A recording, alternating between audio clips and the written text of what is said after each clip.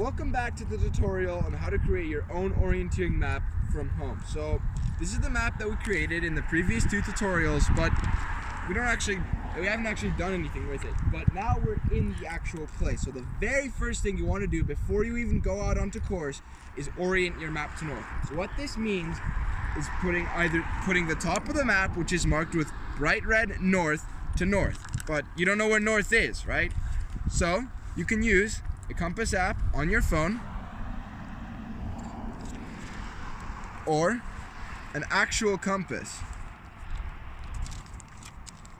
Or if you're really hardcore, you can use features of the map. So say for example, we're trying to orient to north and we don't have it oriented. So the first thing we can see is, oh look, major road. It's over there, right? So we can rotate it so it's lined up. Now, of course, you should always start at the start triangle. This is where you want to orient your map, because if you orient it here, you don't know where you are. So now that we're done orienting, we can actually go out onto course. And the first thing you want to do is look for the features. So as you can see, the first thing on the course is this little path intersection. Now, if we look up, we can see that there's a path intersection right there. And it looks like that's the course we have to follow. So let's go.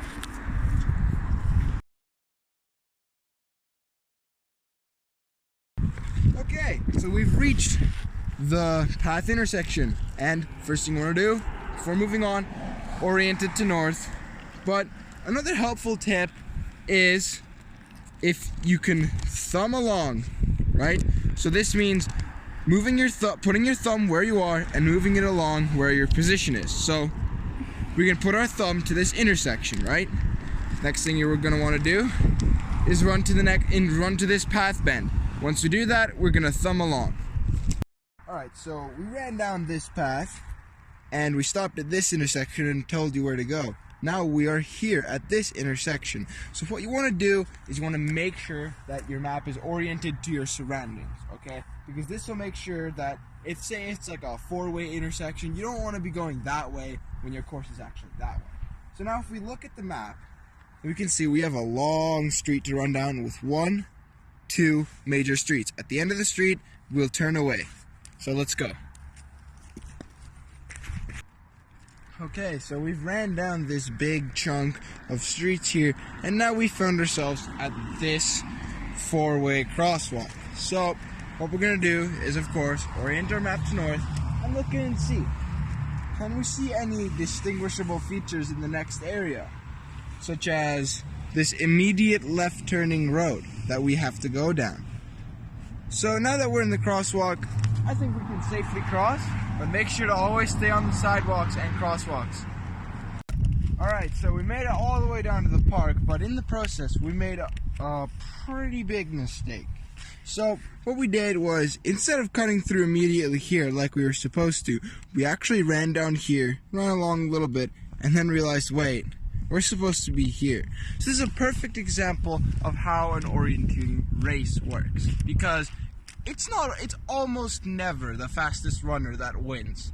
It's usually the best navigator, the ones that can make mistakes and correct where they are the fastest.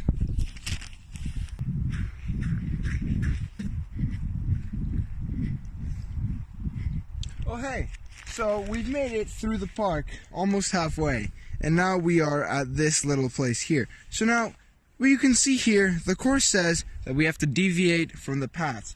Paths are really easy to navigate because they're right there and they're super distinguishable on the map. However, this is a little bit more tricky. So on an actual orienteering map, this would be marked by a little U shape here because that's a swamp. But this grass line here is what we're going to be running on. So we simply follow the edge of the grass line around back onto the path. And here again, we deviate a little bit going around this path. So let's get to it.